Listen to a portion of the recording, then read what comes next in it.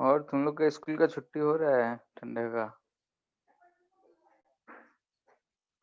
हम्म। Sir win, 10th winter तक, vacation. फिर 9th तक को छुट्टी मिला है। 10th 12th का ऑफलाइन ऑनलाइन दोनों चल रहा है, और 11th का बस ऑनलाइन। ओ, तो चल ही रहा था ना, छुट्टी वुट्टी कुछ नहीं मिला ना, सिर्फ 1 तारीख को। यस सर, अभी 3 दिन का शायद मिलेगा। हाँ, तो ऐसे भी तो छुट्टी ही चल रहा है, घर ही पे है। यस सर, कह सकते हैं। हम्म, चलो ठीक है। तो हम लोग जो कल कर रहे थे उसी से रिलेटेड क्वेश्चन है। एक पिक्चर दिया हुआ है, एबीसी प्रोसेस है, साइक्लिक है, पीवी कर्व हमको दे रखा है और कुछ कंडीशंस दे रखा है कि पॉइंट ए पे इंटरनल एनर्जी 0 है, बी पे 50 जूल है, और बीसी प्रोसेस के दौरान जो हीट एब्जॉर्ब हो रहा है सिस्टम में वो 90 जूल है। तो ये सब फाइंड करना है। Internal energy at point C क्या होगा, फिर delta Q A B process के दौरान हीट क्या होगा, हीट गिवन है कि हीट ऑब्जर्व हो रहा है या फिर हीट रिलीज हो रहा है। वैसे ही सीए प्रोसेस के लिए, एंड अगेन लास्ट में net work done in the process, यानी कि कोई भी प्रोसेस हो रहा है आइडियल गैस है,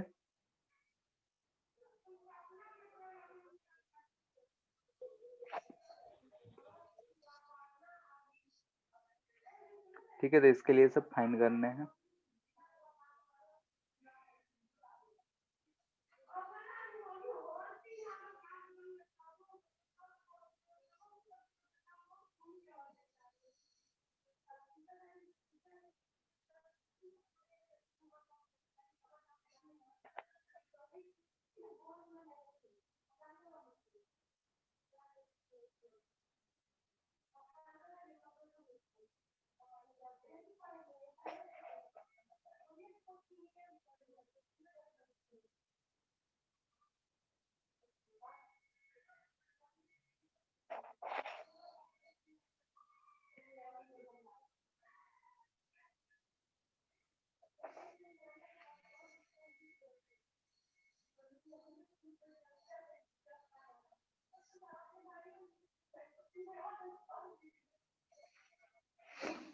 हो गया। सर अभी तो पढ़े ही है क्वेश्चन।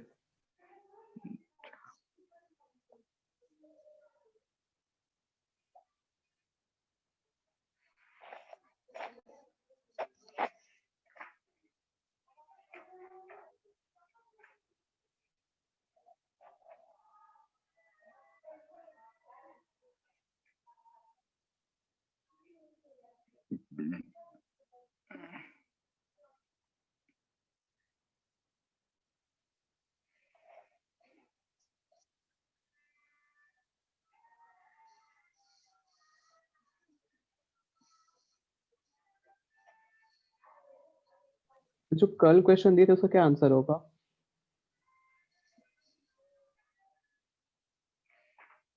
क्वेश्चन क्या था?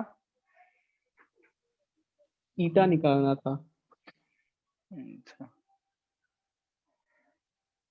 कितना है?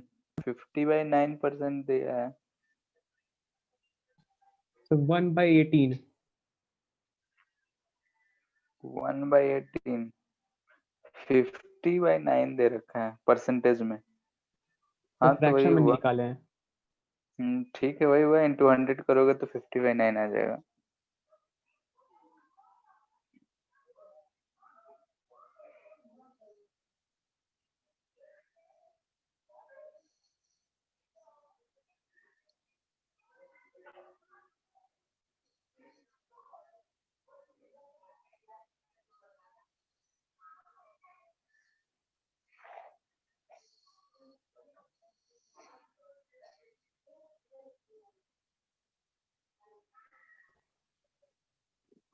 तो यूसी 200 जूल है।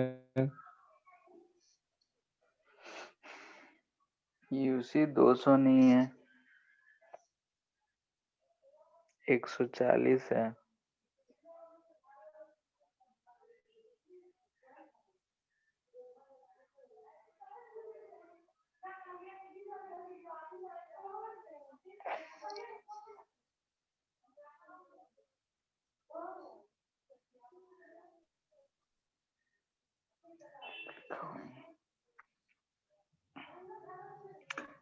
फॉर बीसी प्रोसेस हमको दिख रहा है कि वर्क डन जो होगा कितना होगा बोलो। 30। बीसी प्रोसेस कैसा है?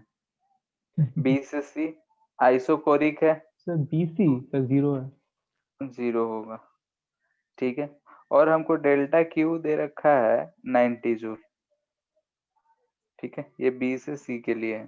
तो डेल्टा यू बी सी हम लिख सकते हैं कि 90 जूल होगा, लिख सकते हैं, क्योंकि since delta Q is equal to delta U plus delta W 0 ही है, तो ये हम लिख सकते हैं। तो यहाँ पे ये क्या रिप्रेजेंट कर रहा है? Final minus initial UC minus UB. तो यहाँ से यूसी कितना हो गया? 90 प्लस यूबी दे रखा है हमको 50, 50। तो कितना हो गया? 140 जूल।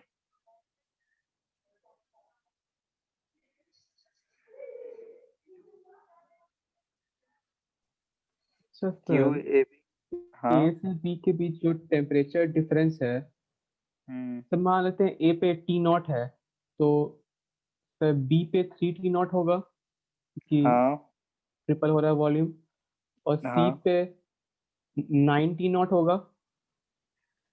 वो भी ट्रिपल हो रहा है, 9 हो जाएगा।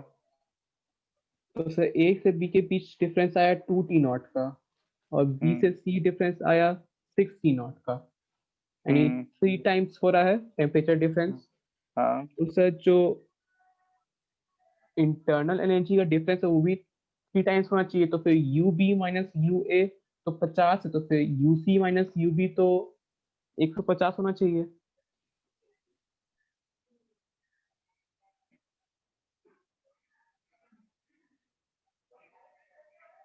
जैसे यहाँ पे 3T0 है, वहां पे हो जा रहा है 9T0, यस 3 सर। टाइम्स। ત્યાં गैसेस का पूरे प्रोसेस के दौरान है, तो स्टेट पे डिपेंड कर रहा है।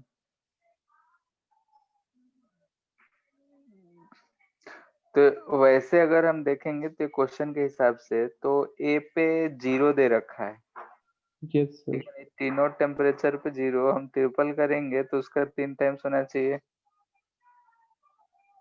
तो बी पे भी 0। ये सर डिफरेंस के हिसाब से बात कर रहे हैं। डिफरेंस के हिसाब से भी देखेंगे तो कैसे होगा? स्टेट फंक्शन ना है ये, इंटरनल एनर्जी क्या है? यस सर, स्टेट फंक्शन है। ठीक है, यहाँ पे 0 दे रखा है, अगर वहां पे टेम्परेचर 0 होगा तभी इंटरनल एनर्जी 0 होगा। Yes sir. ठीक है, तो क्वेश्चन के हिसाब से हमको करना है। सर मान लेते हैं टेम्परेचर 0 है। तो यहाँ पे 3 टाइम्स हो रहा है, तो 3 टाइम्स कितना लिखोगे बी सर पे? तो सब आइसोथर्मल ही हो जाएगा। वो भी 0 ही रहेगा, वो भी 0 ही। यस सर, फिर ऐसा ग्राफ ठीक। आया कैसे? हम्म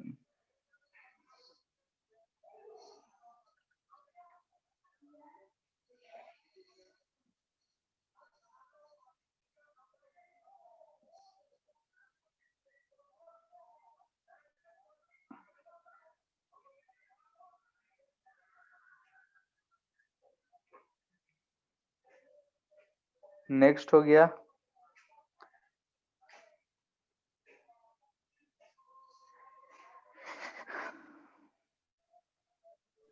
सर डेल्टा क्यू ए भी तो 70 आ रहा है। 70। ठीक है,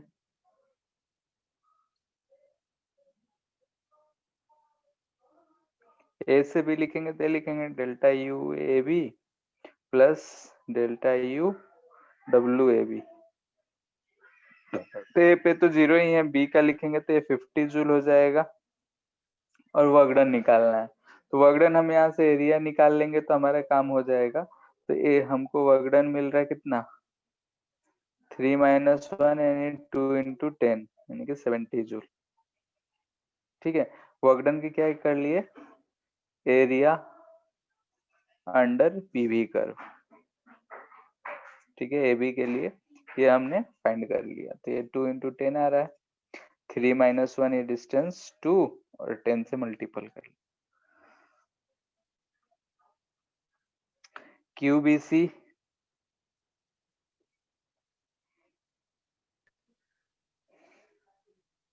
QPC तो दिया हुआ है। QBC दिया हुआ, QCA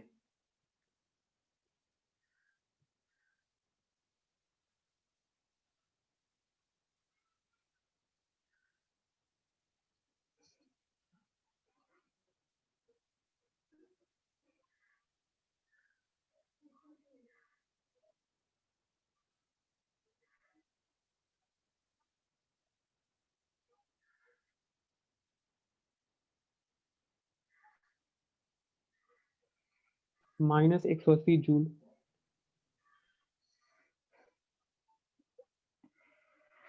ठीक है, वर्क डन कितना आ जा रहा है? एरिया फिर से फाइंड कर लेंगे। तो नीचे वाले का 20 दिख ही रहा है, ऊपर वाले का 20 × 2 यानी कि 20 है।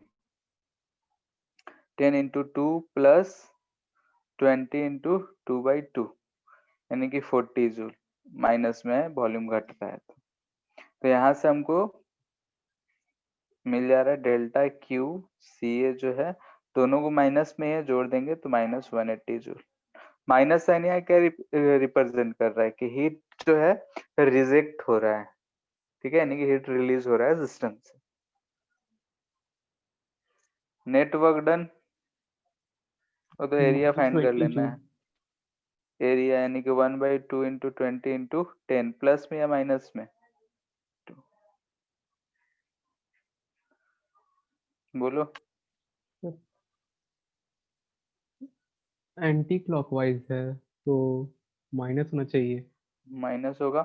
ऐसे भी दिख रहा है कि एक्सपेंशन वाला जो एरिया है वो कंप्रेशन वाले एरिया से कम है, तो कंप्रेशन का एरिया ज्यादा है, नहीं कि वर्क डन जो होगा वो निगेटिव होगा। वैसे टोटल वर्क डन ये जो हमारा ट्रेंगल है ये एरिया रिप्रेजेंट कर रहा है, और ये हमको दिख रहा है एंटी क्लॉकवाइज है तो माइनस। बाकी हम देख सकते हैं कि ये वाला एरिया एक्सपेंशन का है, ब्लू कलर वाला, तो एक्सपेंशन का एरिया, और ये जो यहाँ से जा रहा है तो ये पूरा कंप्रेशन का आएगा। ये रेड, अगर ये रेड पोर्शन ले तो कंप्रेशन आएगा, तो कंप्रेशन वाला जो है एक्सपेंशन से ज्यादा है, नेगेटिव ज्यादा है तो हम बोल सकते हैं, या फिर सिंपली हम कर्व देखेंगे एंटी क्लॉकवाइज क्लॉकवाइज तो वहां से हम बोल सकते हैं।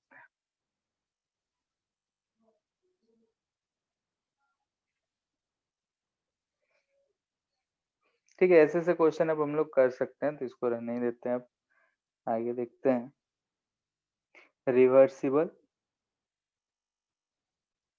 एंड इरिवर्सिबल प्रोसेस क्या होगा बताओ? नाम ही में छिपा हुआ है।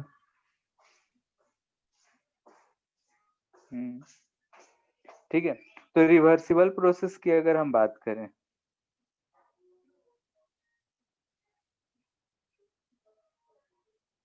ठीक है, तो रिवर्सिबल प्रोसेस आइस। जो होगा, यानी कि अगर हम उल्टा जाएंगे तो क्या होगा? फिर से बोलो। जहाँ से शुरू किए थे वहीं पे पहुंच जाएंगे। यानी कि अगर हम जो भी प्रोसेस से गए हैं, जैसे कि अगर घर से स्कूल आए हैं फिर वापस स्कूल से घर चले गए, अगर सेम तरीके से सब कुछ हुआ होगा तुम लोग बोलेंगे रिवर्सिबल प्रोसेस। यानी कि हम बोलेंगे इसको, it is process in which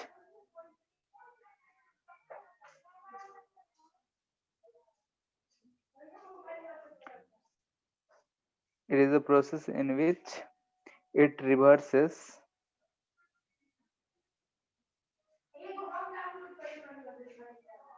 all the changes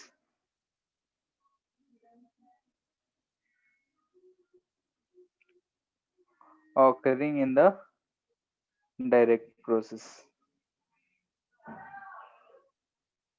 ठीक है, या फिर कह सकते हैं it repeat all the process which are occurring in direct process. ठीक है, यानी कि जिस ऑर्डर में ये गया हो उसी का अपोजिट ऑर्डर में अगर इनवर्स ऑर्डर में आ जाता है तो उसको बोलते हैं रिवर्सिबल प्रोसेस।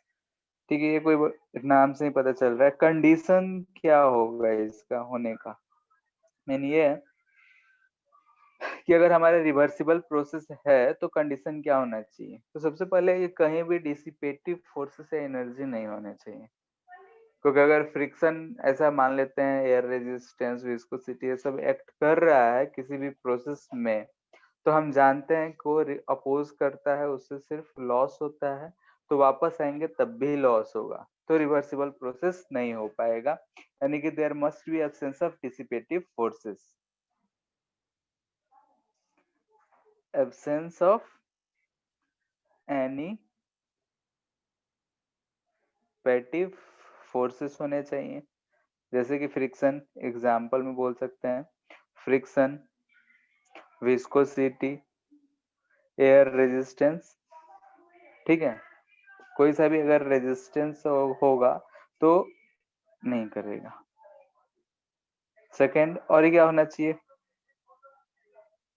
अगर हम लोग कोई सा भी चेंज करते हैं और सीधा और उल्टा सेम तरीका से होना चाहिए, तो बहुत ही स्लो प्रोसेस होने चाहिए।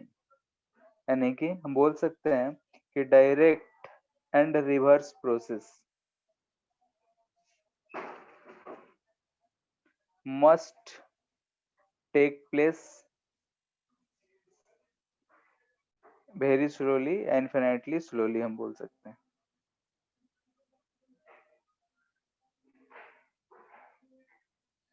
ठीक है, यानी कि बहुत स्लो प्रोसेस होगा तो हम मानेंगे कि उल्टा सीधा दोनों बराबर ही जा रहा है।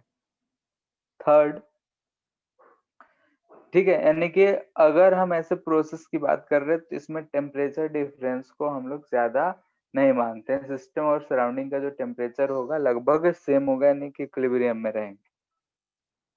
ठीक है, तो हम बोल सकते हैं कि टेम्परेचर ऑफ सिस्टम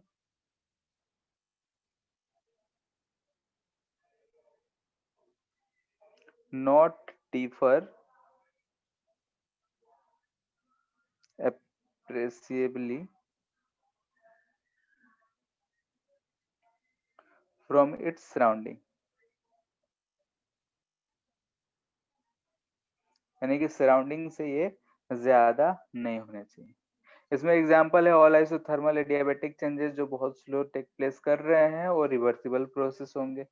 एक इलास्टिक बॉल को हम लोग अगर किसी हाइट से गिराते हैं, इलास्टिक कोलिजन हो रहा है, हम वहाँ एयर रेजिस्टेंस सबको नेग्लेक्ट किए हैं, तो जितने हाइट से गिराएंगे टकरा के उतने ही हाइट तक जाएगा, तो भी रिवर्सिबल प्रोसेस है। सर इलास्टिक कोलिशन से याद आया सर, एक क्वेश्चन आपको भेजे थे कब?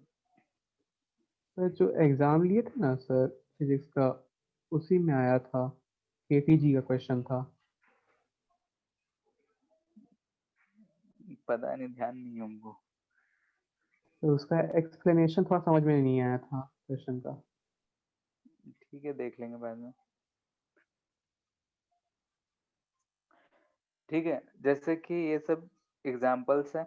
फिर हम बोल सकते हैं कि जो आइस मेल्ट करता है, तो आइस जो मेल्ट कर रहा है, अगर स्लो मेल्टिंग की बात कर रहे हैं, तो जितना हम हीट दिए तो आइस जो है मेल्ट करके वाटर बना, फिर अगर हम उतना हीट निकाल लेंगे तो वाटर जो है फिर से आइस में बदल जाएगा। ठीक है, तो ऐसे प्रोसेसेस को हम लोग बोलते हैं कि रिवर्सिबल प्रोसेस है।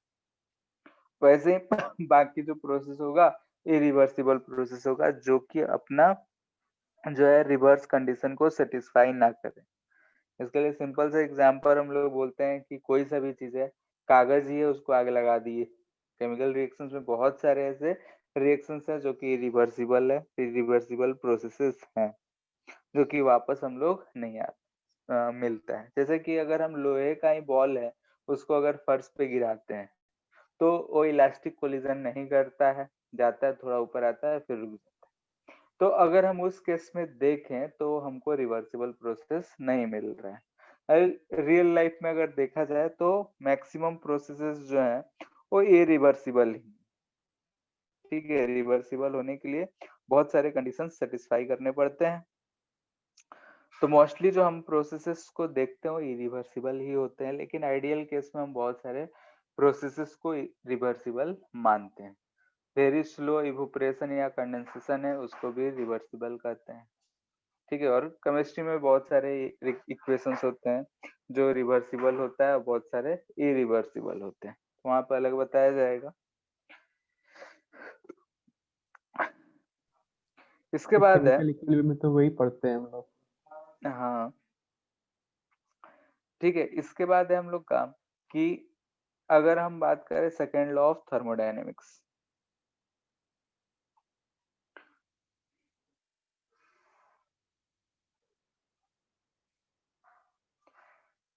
ये जो लॉ है ये आया फर्स्ट लॉ के डिमेरिट्स पे, यानी कि उसका डिमेरिट्स क्या थे।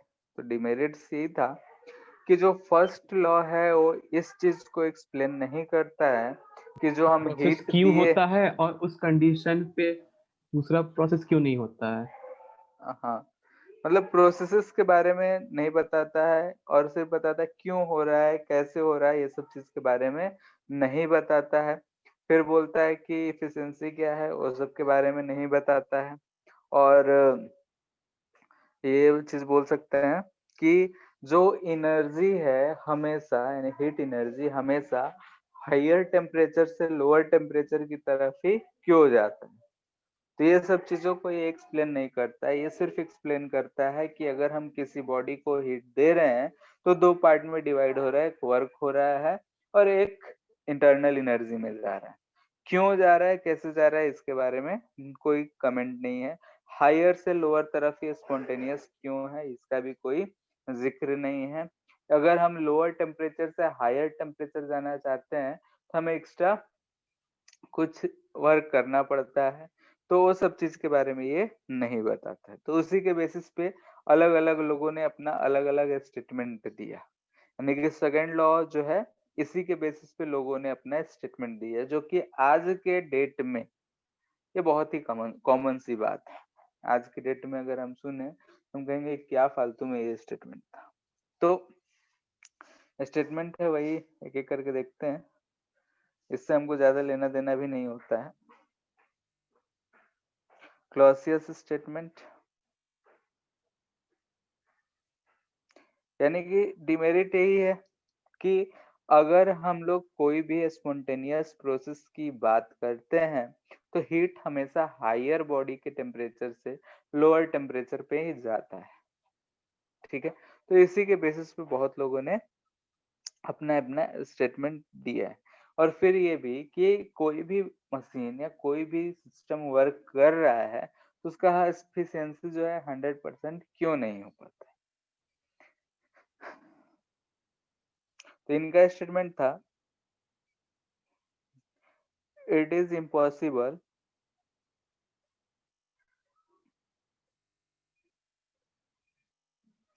For a self acting machine to transfer heat from a colder body to hotter body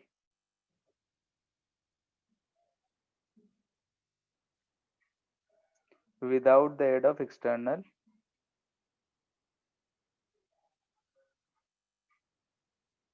agency या एजेंट। ठीक है, यानी कि क्लॉसियस स्टेटमेंट यही कहता है कि अगर कोई भी सेल्फ एक्टिंग यानी कि खुद ब खुद स्पॉन्टेनियस मशीन है तो हीट ट्रांसफर कोल्डर से हॉटर की तरफ नहीं कर सकता। ठीक है, यानी कि अगर हम कोई भी हीटेड बॉडी रखे हैं तो उसको अगर हम देखें तो एक अपने से दूसरे की तरफ हीट एनर्जी ट्रांसफर कर देगा, लेकिन कोल्ड से हीट की तरफ अपने आप नहीं होगा। यानी कि इसी चीज को बोला गया कि जो हम जान रहे थे कि ऐसा नहीं होता है उसी को इन्होंने स्टेटमेंट बना के बोल दिया तो भाई ऐसा होता है। ठीक है, yes sir. Second Kelvin's statement. ठीक है, केल्विन ने क्या स्टेटमेंट दिया,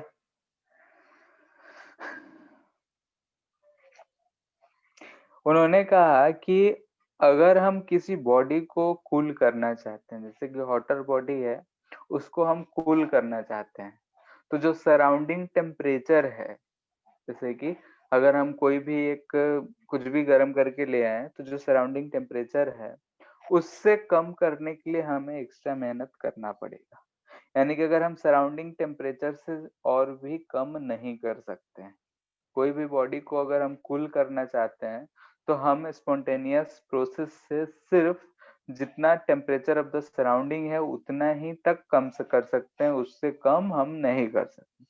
फैक्ट भी है कि अगर हम कोई भी चीज को गर्म है ठंडा होता है तो जितना रूम टेम्परेचर होता है उतना ही पे आके सारा कुछ फिक्स्ड हो जाता है।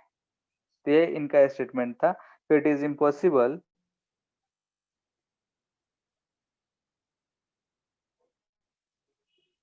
For a body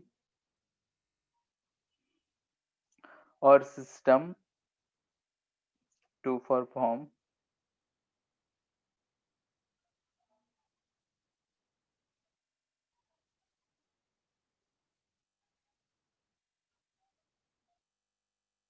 by cooling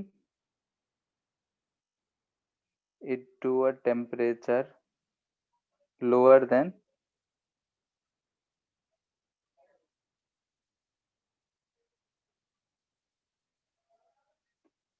temperature of coldest one।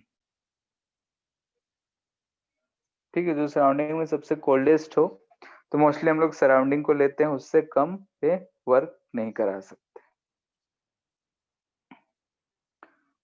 बहुत लोगों का स्टेटमेंट है तो हम लोग 2-3 लोगों का ही पढ़ते हैं। Kelvin's Planck statement. ठीक है, केल्विन प्लैंक जो है एफिशिएंसी के ऊपर बात करते हैं और ये लोग कहे कि अगर हम किसी भी इंजन को हीट देते हैं तो हम उससे 100% वर्क नहीं करा सकते, यानी कि इट इज इम्पॉसिबल। आज तक यही चलते भी आ रहा है। To design an engine that extracts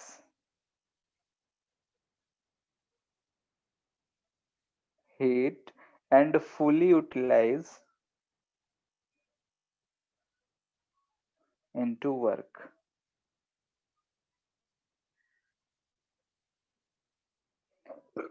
ठीक है, बिना किसी लॉस का जितना हीट किया वो वर्क में बदल दे ऐसा कोई मशीन बना नहीं सकते हैं, इम्पॉसिबल।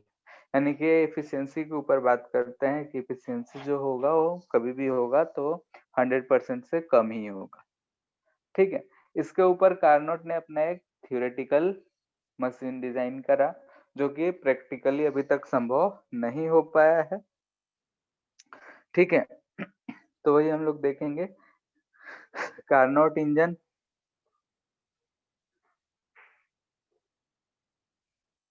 या फिर इसी को बोलते हैं हम लोग हीट इंजन भी सिंपल में। हीट इंजन अगर कहा जाए तो उसका वेरियस प्रोसेस हो सकता है, लेकिन कार्नोट इंजन जो होगा उसका एक ही प्रोसेस होगा। खैर हमारे सिलेबस में कार्नोट इंजन ही है। बाकी अगर क्वेश्चन में हीट इंजन करके अलग अलग प्रोसेस थे तो हम लोग जैसा ग्राफ वाला क्वेश्चन करे हैं वैसा ही कर लेंगे। तो कार्नोट इंजन जो है ये 4 स्ट्रोक इंजन कहलाता है। ठीक है, 4 स्ट्रोक इंजन एचपी कहलाता वर्मा में है। पेट्रोल इंजन, स्टीम इंजन ये सब भी दिया हुआ है, रेफ्रिजरेटर भी दिया हुआ है। हाँ, तो कार्नोट का ही रेफ्रिजरेटर पेट्रोल इंजन सब कुछ इसी में आ जाएगा।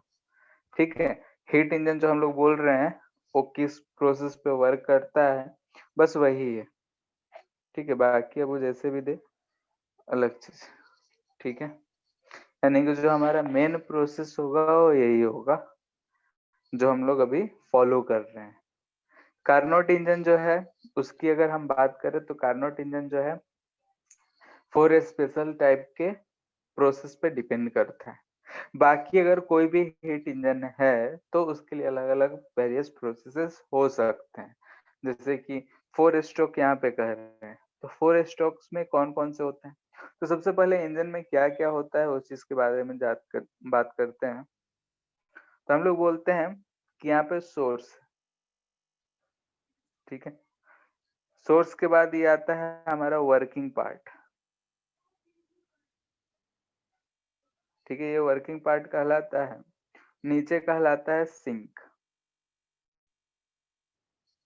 ठीक है, जो हम हीट इंजन की बात कर रहे हैं, इस हीट इंजन में ये 3 स्टेप्स होते हैं, सोर्स, सिंक और इधर वर्किंग पार्ट। ये जो बीच में हम वर्किंग पार्ट बोल रहे हैं या फिर सोर्स बोल रहे हैं, तो सोर्स जो होता है किसी T1 टेम्परेचर पे मेंटेन्ड होता है, यानी कि कांस्टेंट होता है, इस पे मेंटेन्ड होता है। सिंक जो होता है वो T2 टेम्परेचर पे मेंटेन होता है। सिंक का टेम्परेचर सोर्स से कम होता है। ठीक है, अब क्या होता है कि सोर्स, जैसा कि हम यहाँ से इसमें हीट प्रोवाइड करने का काम करता है। यहाँ से Q1 हीट आया, इधर कुछ Q2 हीट चला गया और इधर हमको कुछ वर्क मिल गया। ठीक है, यानी कि यहाँ से हमने Q1 हीट इस इंजन को दिया सोर्स से, Q2 हीट सिंक में चला गया और कुछ वर्क W करके हमको दिया। जैसे एक सिंपल सा हम बाइक की बात कर रहे हैं, पेट्रोल इंजन है, वो भी हीट इंजन ही है। उसमें हम लोग पेट्रोल डालते हैं, वो अलग प्रोसेस है कि पेट्रोल डाले, इंजन चला तो हीट प्रोवाइड करता है। वो हीट जो है मेन, जो हमारा मोटर ये सब लगा होता है जो चक्के को घुमाता है, उस इंजन की में हीट प्रोवाइड करता है। तो पेट्रोल से हम लोग जो गर्म करने के लिए इंजन अलग लगा होता है, तो उसकी हम बात नहीं कर रहे हैं। वहां से वो हीट प्रोवाइड किया मेन इंजन को, जो कि चक्के घुमाएगा।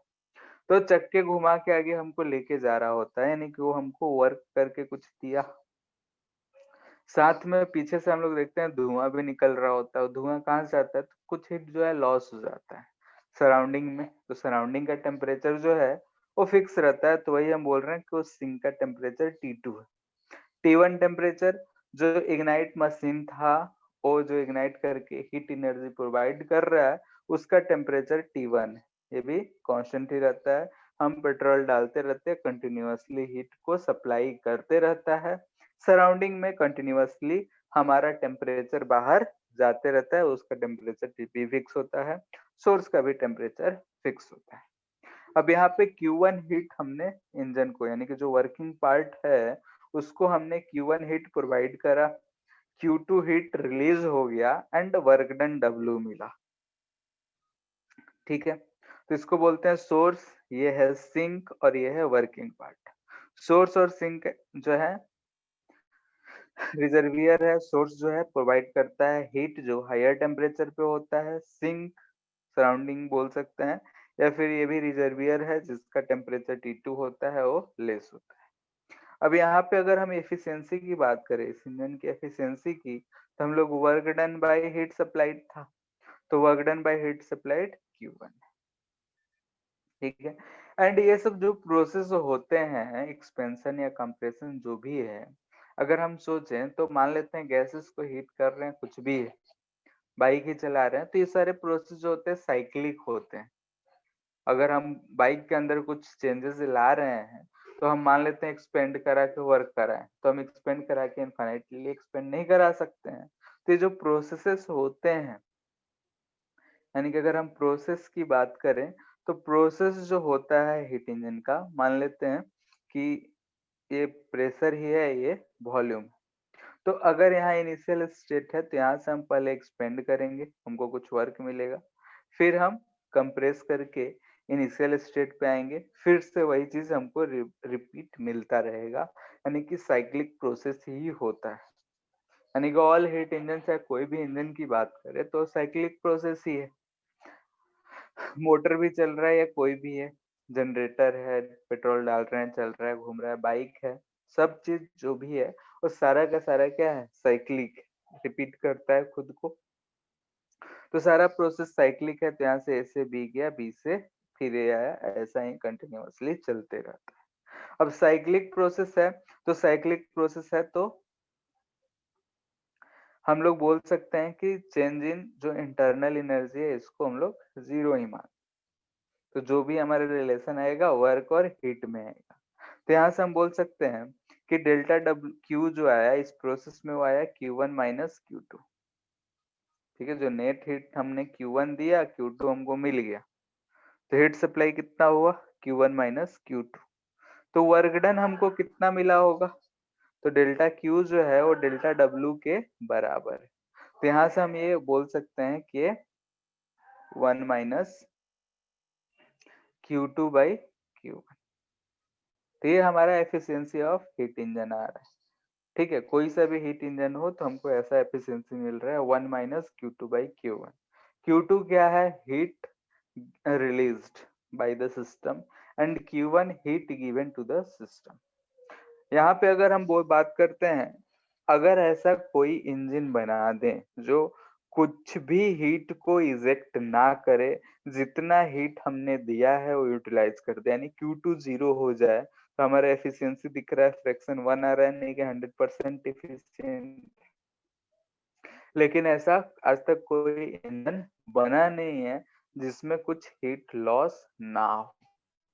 ठीक है, तो इसीलिए हमको एफिशिएंसी हमेशा दिख रहा है Q2 बाई Q1। Q1 तो हमने कुछ दिया ही है, तो 1 में से कुछ घटेगा तो 100% से कम ही हमको एफिशिएंसी मिलेगा।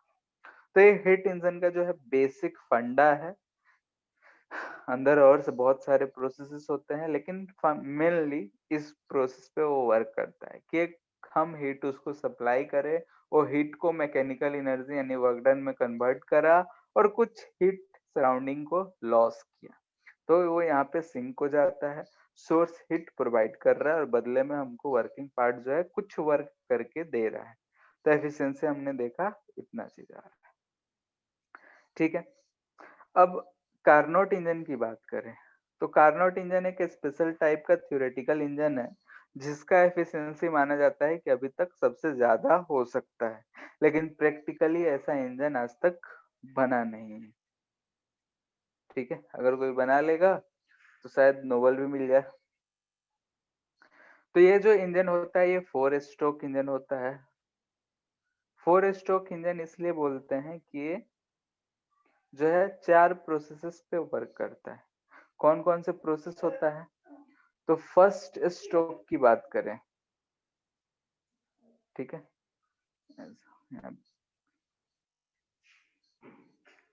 फर्स्ट स्ट्रोक, अगर हम फर्स्ट स्ट्रोक की बात कर रहे हैं तो फर्स्ट स्ट्रोक जो होता है वो होता है हमारा आइसोथर्मल। सर स्पेस क्यों छोड़े हैं? फिगर बनाना है, एक्सपेंशन। ठीक है, फर्स्ट स्ट्रोक जो होगा वो आइसोथर्मल एक्सपेंशन। ठीक है, जैसे कि अगर हम पीवी कर्व बनाते हैं, लेट से हम इस पोजीशन ए से चल रहे हैं, तो पहला क्या होगा, तो हमारा आइसोथर्मल एक्सपेंशन ए से बी आ गया। फिर क्या आता है, एडियाबैटिक एक्सपेंशन, तो यहाँ हम ए से सी आ गए। ठीक है, फिर वापस हम जाएंगे ए तक, तो यहाँ पे फिर से आइसोथर्मल कंप्रेशन और फिर एडियाबैटिक कंप्रेशन। ये 4 स्ट्रोक्स हमको होते हैं। ठीक है, ऐसा साइक्लिक प्रोसेस होता है, ए से बी, बी से सी, सी से डी एंड डी से, यानी कि ए से बी जा रहे हैं तो ये बोल रहे हैं कि आइसोथर्मल एक्सपेंशन है। ठीक है, तो ए से बी चले, बी से सी आएंगे, सी से डी आएंगे। तो ये जो प्रोसेस है हमारा ओवरऑल, इसको हम बोलते हैं कि हमारा 4 स्ट्रोक सिस्टम है, यानी कि 4 तरीके से हो रहा है। कौन कौन सा, तो फर्स्ट स्ट्रोक है आइसोथर्मल एक्सपेंशन, सेकेंड स्ट्रोक होगा एडियाबैटिक एक्सपेंशन, थर्ड जो है वो है आइसोथर्मल कंप्रेशन, फोर्थ जो है फिर से एडियाबैटिक कंप्रेशन। तो यहाँ पे हम कोऑर्डिनेट्स लिखते हुए चल रहे हैं। यहाँ पे लेट से कि पी नॉट वी नॉट है, टेम्परेचर अगर टी नॉट रहा तो टी नॉट है, यहाँ पे आए तो कुछ पी भी कुछ चेंज आएगा। ठीक है, तो इनिशियल लिखे हैं, बाकी अपना बाद में देखते रहेंगे। अब यहाँ पे हम डायरेक्टली एक एक स्ट्रोक का जो स्टेप्स हैं, जो जो चीजें रिक्वायर्ड हैं, वो सब चीज लिखते चलते हैं। ठीक है, तो फर्स्ट स्ट्रोक है आइसोथर्मल, यानी कि ए से बी जा रहे हैं, तो ए से बी जा रहे हैं, तो डेल्टा यू ए बी की अगर हम बात करें तो क्या मिलेगा हमको, बोलो। आइसोथर्मल है, टेम्परेचर सेम रहेगा, यानी कि change in internal energy 0। Yes sir. ठीक है। वर्क डन की बात करें तो हीट सप्लाइड। हीट सप्लाइड, यानी कि हम लिख सकते हैं एन आर टी नॉट, या फिर T1 T2 दे देते हैं।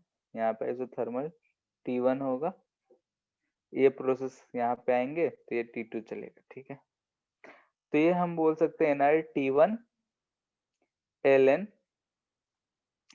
V2/V1, या फिर nRT1 ln P1/P2, कोई सा भी लिख सकते हैं।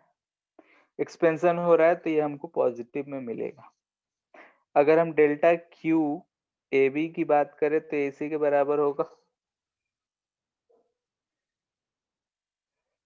होगा। Yes sir. ठीक है, सेकेंड स्ट्रोक, सेकेंड स्ट्रोक जो है वो बी से सी जा रहे हैं। बी से अगर हम सी जा रहे हैं तो ये क्या है, एडियाबैटिक एक्सपेंशन। एक्सपेंशन। ठीक है, एडियाबैटिक एक्सपेंशन, एडियाबैटिक एक्सपेंशन है तो डेल्टा क्यू इसमें क्या होगा, 0।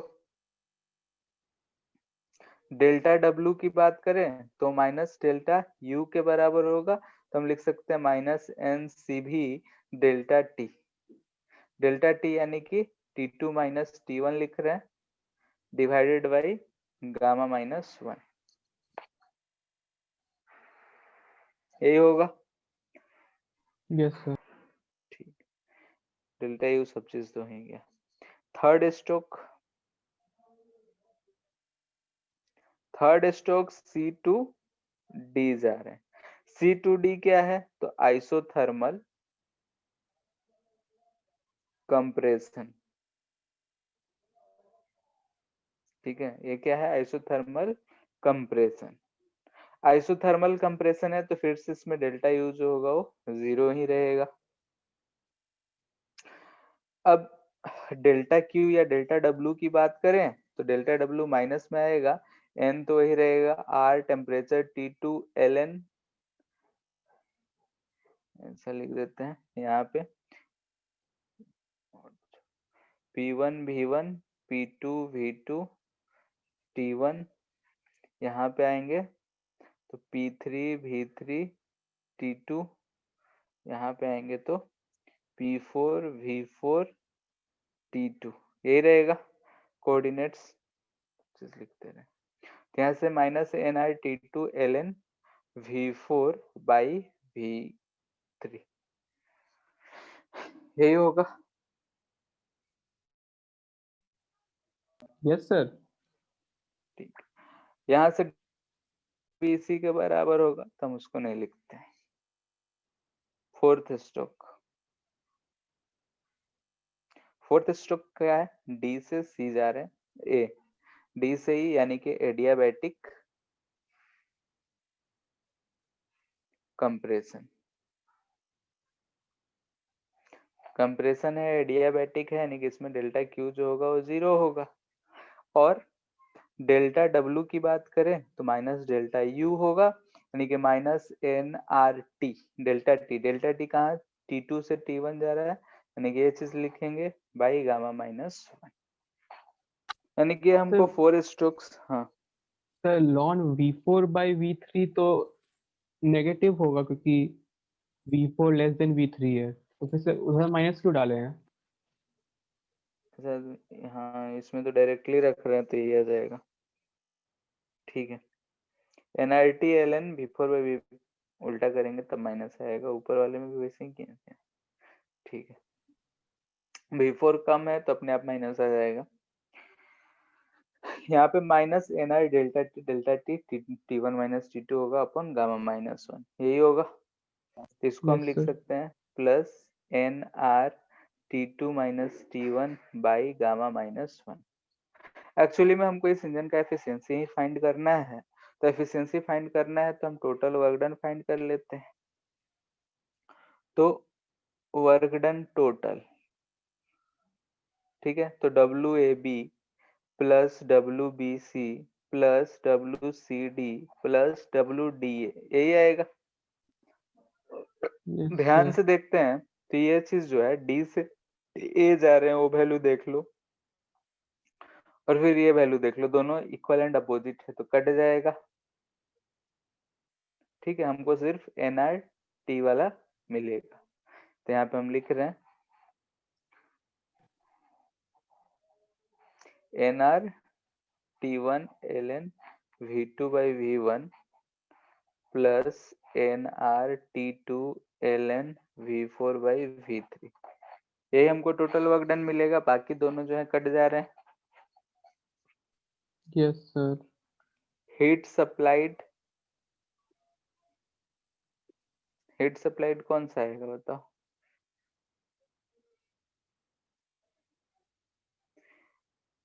यहाँ से पहले अगर हम वाला। ध्यान से, पहला वाला, यहाँ से अगर हम ध्यान से देखें तो हम यहाँ से हीट Q1 दे रहे हैं, इधर से हीट Q2 निकल रहा है, बाकी इन दोनों में तो हीट है ही नहीं, यही हो रहा है ना। Yes first sir. वाले प्रोसेस में हीट हम दे रहे हैं, यानी कि ये जो हीट है NrT1, ये हम हीट सप्लाइड है। तो Q1 हम लिख रहे हैं इसको, तो NrT1 ln V2 by V1, ये चीज आ रहा है हमारे। अब यहाँ से हमको इफिशियंसी लिखना है, तो work done total upon Q1।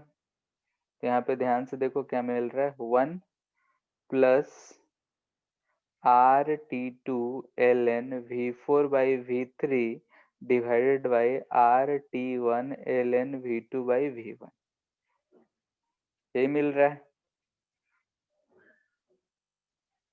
ठीक है, ये चीज हमको इफिशियंसी मिला।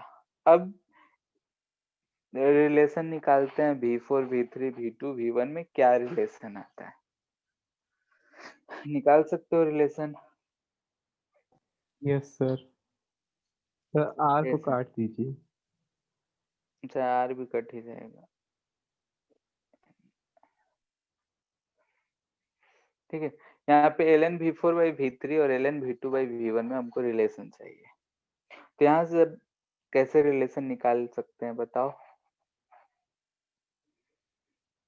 P1 V1 equals to P2 V2, P3 V3 equals to P4 V4, तो P2 प्रेशर into में आ V2 जाए का ना। Power gamma equals to P3 into V3 का पावर गामा, हाँ, और और P4 into इससे V4 का हमको रिलेशन पावर निकालना गामा। है V three by V four और V two by V one में कुछ में ऐसा रेशियो आ रहा है हमारे ऊपर नीचे, यस सर। इसमें कुछ रिलेशन निकालना है, कैसा हो कि वो कुछ सिंप्लीफाई हो जाए, कट जाए, कुछ भी। तो टेम्परेचर वॉल्यूम टेम्परेचर वाला एडियाबैटिक वाला यूज करेंगे। कर लो, देखते हैं। Since for adiabatic process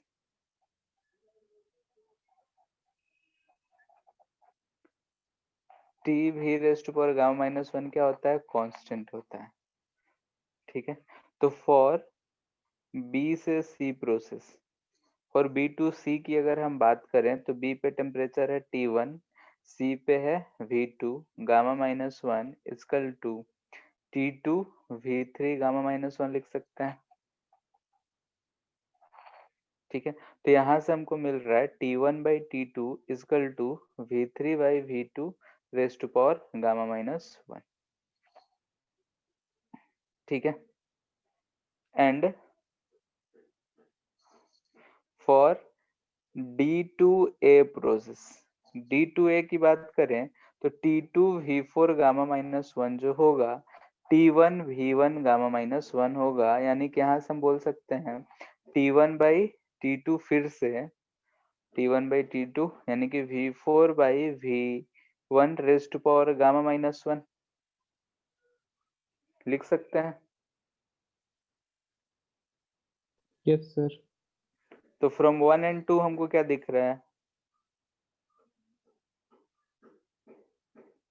V3 by V2 is equal to V4 by V1 दिख रहा है। Yes sir. यानी कि हम बोल सकते हैं कि V3 बाई V4 जो होगा वो V2 बाई V1 होगा। ठीक है, यानी कि दिस इम्प्लाइज डेट कि ln V3 बाई V4 जो होगा वो equal to ln V2 by V1 होगा। ठीक है, सो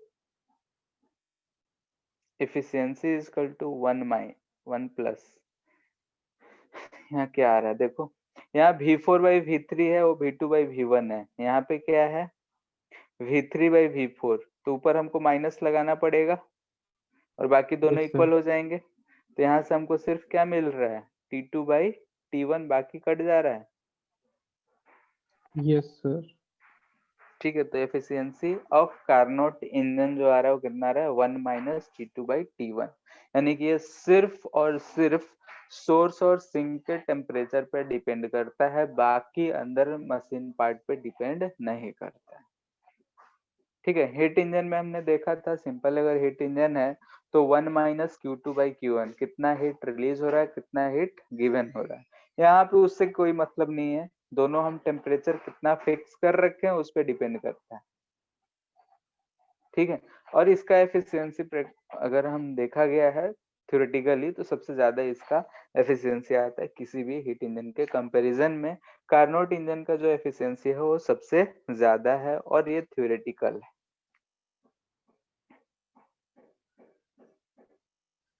ठीक है, एफिशिएंसी इन्फिनिटी होने के लिए, 100% एफिशिएंट होने के लिए T2 को 0 होना पड़ेगा या T1 को इनफाइनाइट होना पड़ेगा, जो कि दोनों ही प्रैक्टिकली पॉसिबल नहीं है। 0 केल्विन पे रह लें और कोई वर्क कर ले, ऐसा पॉसिबल नहीं है, टेम्परेचर केल्विन में रखना है। ठीक है, यहाँ पे टेम्परेचर इन केल्विन। दूसरा, T इनफाइनाइट कर ले और वर्क करे मशीन, ऐसा भी पॉसिबल नहीं है, इसलिए एफिशिएंसी 1 नहीं हो सकता। क्लियर है? निगेटिव भी नहीं हो सकता है, क्योंकि हायर टेम्परेचर से लोअर टेम्परेचर की तरफ ही हीट ट्रांसफर होगा, तो T2 हमेशा T1 से कम ही रहेगा, तो बाद वाला रेशियो जो है 1 से कम है, तो एफिशिएंसी हमेशा पॉजिटिव ही रहेगी।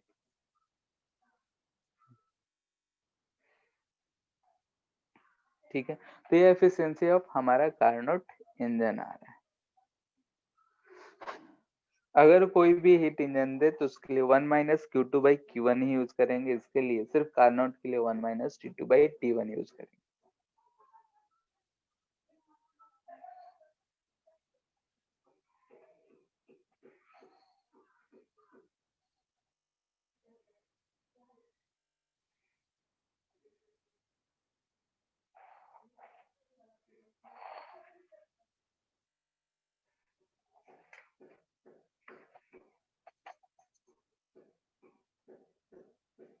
ठीक है, क्वेश्चन है कि एफिशिएंसी जो है 40% है एंड T2 दे रखा है 27 degree.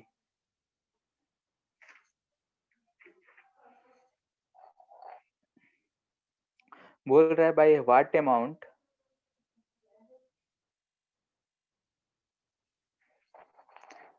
Amount should the temperature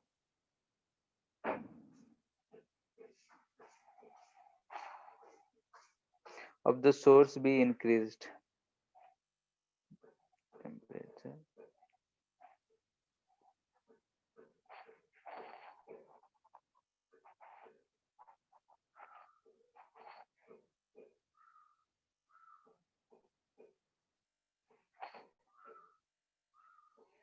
ठीक है, to increase the efficiency by 10%।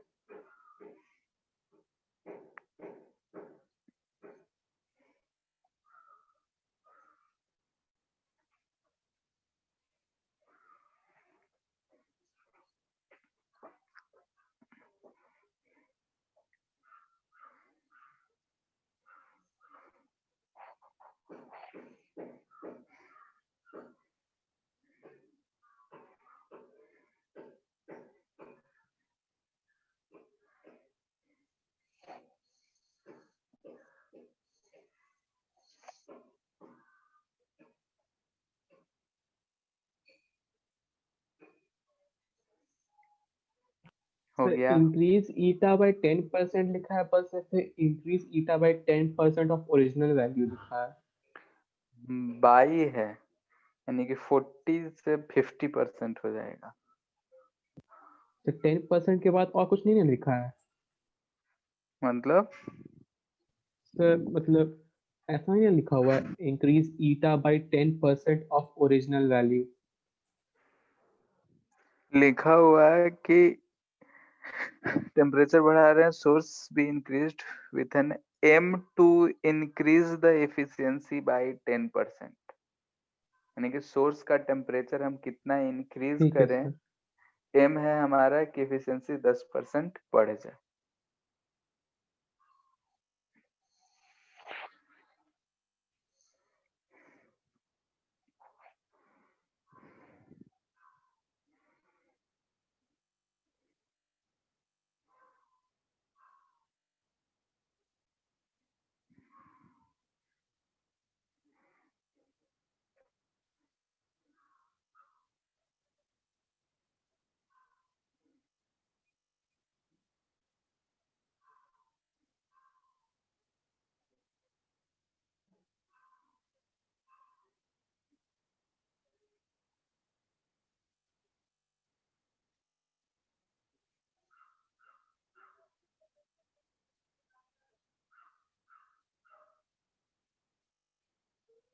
सौ केल्विन।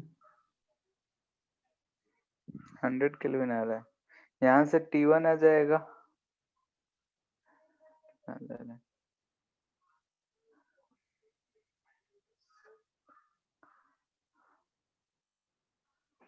16 नहीं,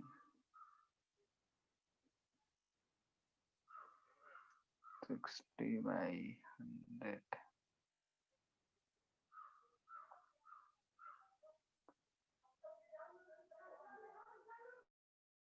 है क्या? 180 डिग्री, कम नहीं आना चाहिए। कितना रहा T1? सॉल्व करो। सर 500। मेरा कैसे क्या हो रहा है? 1 माइनस सर हम 400/, 300/T1 लिए हैं। अच्छा हाँ ठीक है, वही हम भी कहें कि मेरा कम कैसे आ रहा है। तो T1 यहाँ से कितना आ जा रहा है? 500, और ये आ जा रहा है T1 डैश, ये भी 300 T1 डैश, तो यहाँ से आ जा रहा है ये 600। तो डिफरेंस कितने का है? 100 का।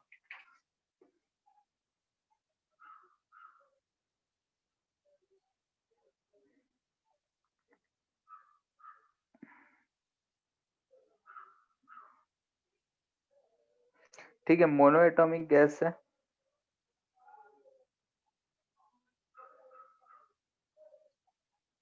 एंड एडियाबैटिक एक्सपेंशन जो है रेशियो इजकल टू 2 है, तो एफिशिएंसी क्या होगा?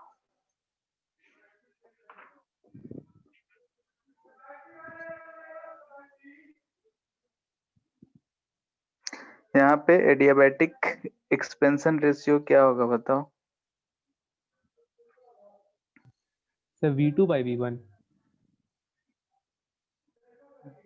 हाँ, तो उसी को T2/T1 के रिस्पेक्ट में कैसे लिखेंगे?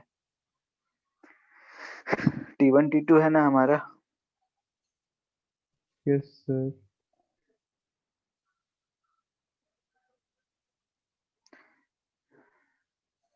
ठीक है, एडियाबैटिक एक्सपेंशन रेशियो है, यानी कि ये होगा अकॉर्डिंग टू अपना V3/V2।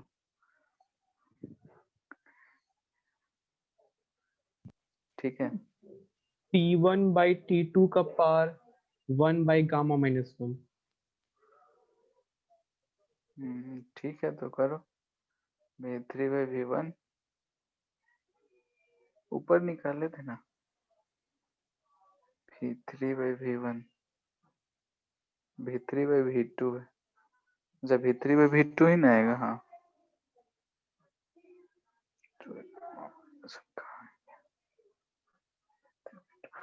T1/T2।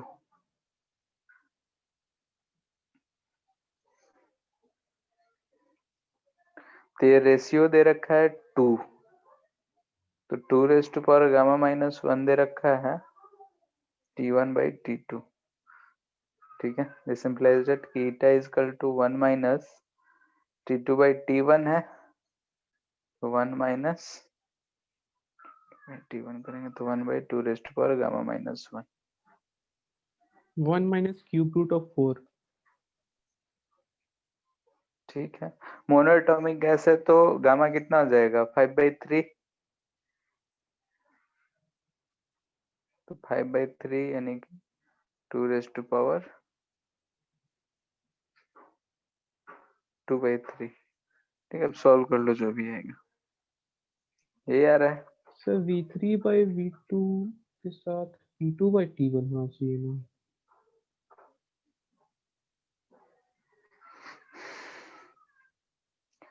T1 V2⁻⁻1 ना था, T2 V3 γ-1। यस याद सर, करो। V1 V2 दोनों में T1 था टेम्परेचर। हाँ ठीक है सर। ठीक है। ठीक है, तो ऐसे ऐसे क्वेश्चन से रहेंगे, फॉर्मूला यूज कर लेना है, कुछ चेंजेस के रहेंगे तो वैसे ही चेंज कर निकाल लेना है। नेक्स्ट देखते हैं हम लोग रेफ्रिजरेटर,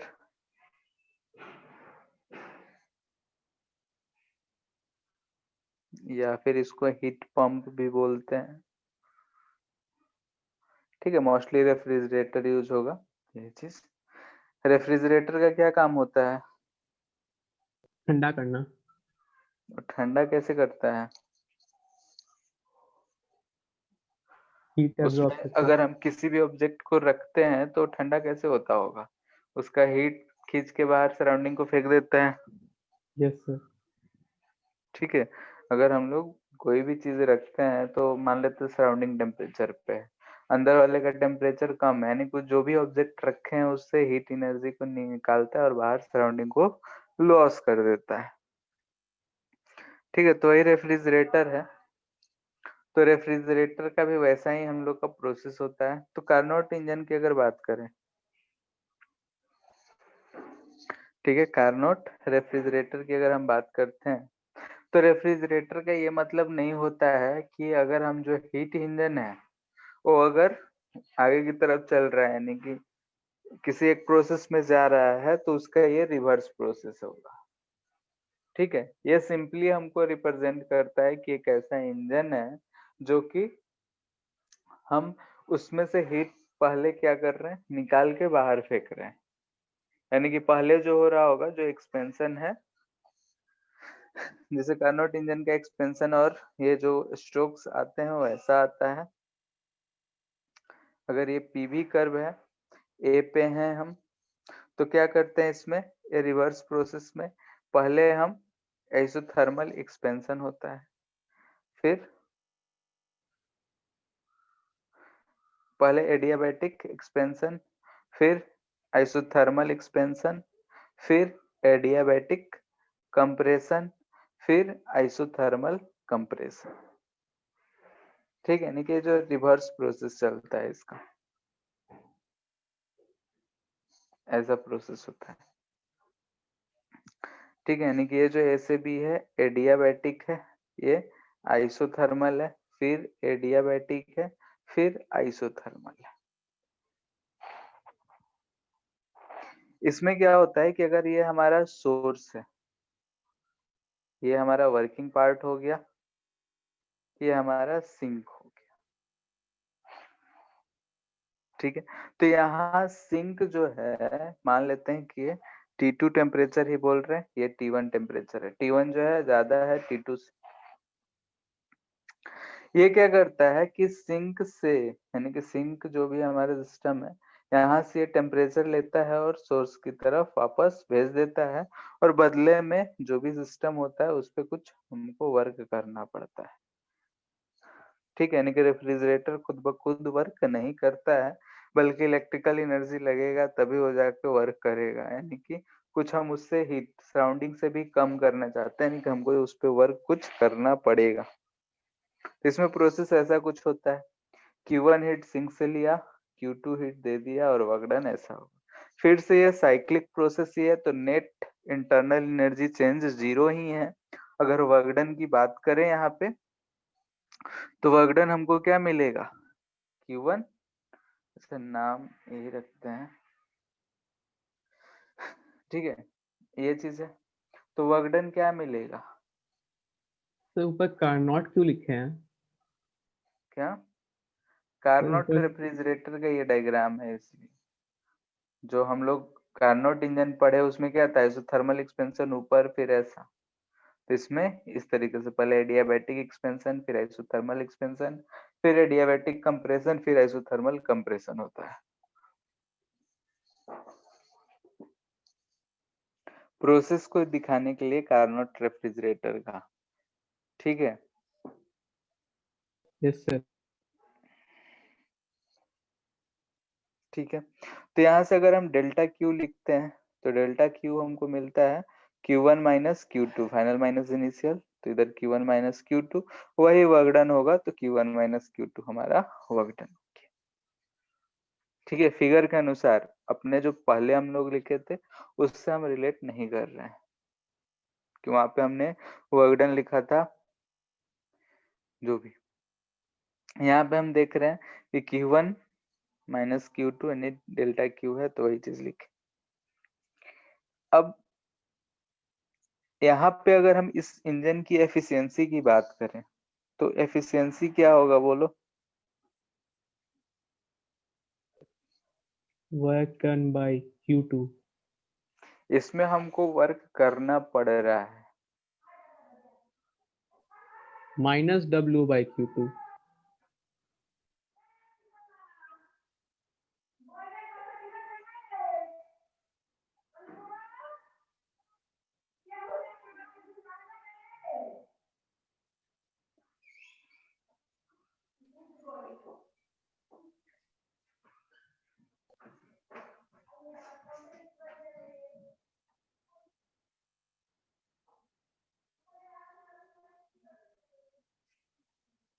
ये ईटा जो होता है, ये बीटा से लिखते हैं इसको, heat extracted by work done, यानी Q2 बाई Q वो W होगा,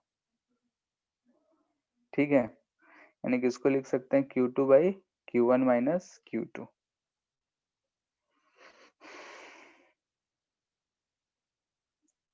ठीक है। ये किसी भी रेफ्रिजरेटर के लिए है। फॉर कार्नोट के लिए, ठीक है, कार्नोट के लिए बीटा तो यही यही लिख सकते हैं हम लोग, Q2 by Q1 minus Q2। लेकिन हम लोग जानते हैं कि कार्नोट इंजन में Q1 बाई Q2 जो आता है वो T1 बाई T2 था, जैसे कि हम लोग यस रखे थे। सर। तो यहाँ पे हम लोग इसको लिख सकते हैं, तो लिख के क्या लिख सकते हैं बताओ, T2 by T1 minus T2 हो जाएगा, यस सर। ठीक है। तो अगर हम इसी चीज को सॉल्व करें, तो ईटा और बीटा में हमको रिलेशन भी मिलता है, ईटा एंड बीटा दोनों को इक्वेशंस को सॉल्व कर लेना है। सॉल्व करके देखते हैं, तो beta So equal to eta आता है plus 1, 1 by beta equals to 0. ठीक है, अब जो भी है ये रिलेशन आ जाएगा, उसको सॉल्व कर लेना है, ईटा को बीटा के रिस्पेक्ट में या बीटा को ईटा के रिस्पेक्ट में। तो थोड़ा ऊपर करिए ना, तो जो डायग्राम बनाए थे वो वाला।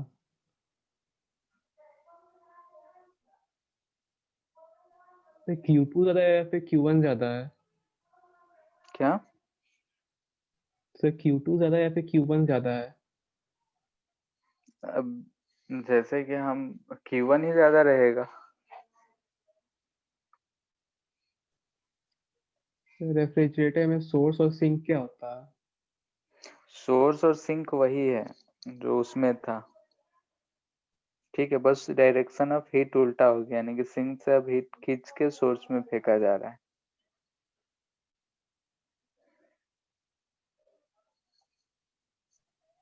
सर तो सिंक सराउंडिंग होता था ना। जैसे वहां के लिए सिंक सराउंडिंग था, यहाँ के लिए समझो सोर्स सराउंडिंग है। सर सिंक क्या है फिर रेफ्रिजरेटर में? हम्म? सर सिंक क्या है फिर रेफ्रिजरेटर में? जैसे कि अगर हम अपना सिंपल से रेफ्रिजरेटर की बात करते हैं, फ्रिज की, तो उसके अंदर का जो पोर्शन हो गया वो सिंक हो गया, बाहर का जो पोर्शन एटमॉस्फेयर हो गया वो सोर्स हो गया। सर वर्किंग पार्ट फिर क्या होगा? अब जो मशीन है वो वर्क कर रहा है। कैसे वर्क करता है? उसमें से हीट निकाल के बाहर फेंकता है ना। Yes sir. तो वही जो कंस्ट्रक्शन कुछ भी होता है उसको बोलते हैं।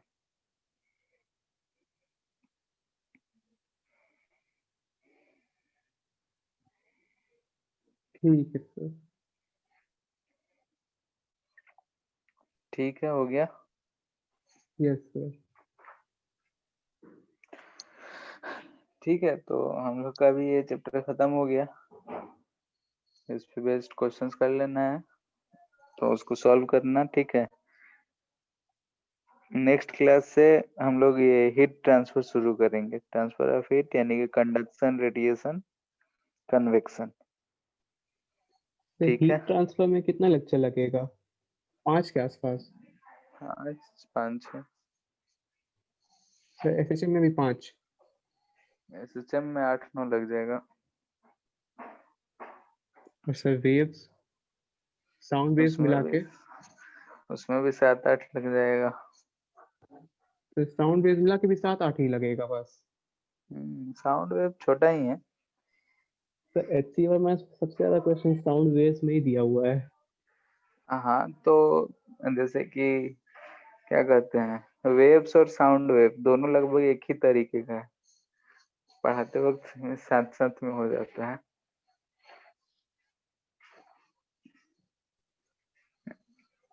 और 12th का 2 दिन में खत्म हो जाएगा, तो तुम लोग में बढ़ेगा यस सर। क्लासेस। ठीक है फिर। हीट ट्रांसफर में 5, एसएचएम में 8 और वेव्स में 8। 21।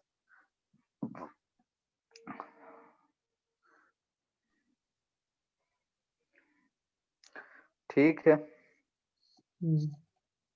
ठीक है, तो आज के लिए इतना ही रहने देते हैं। Thank you sir. Thank you to.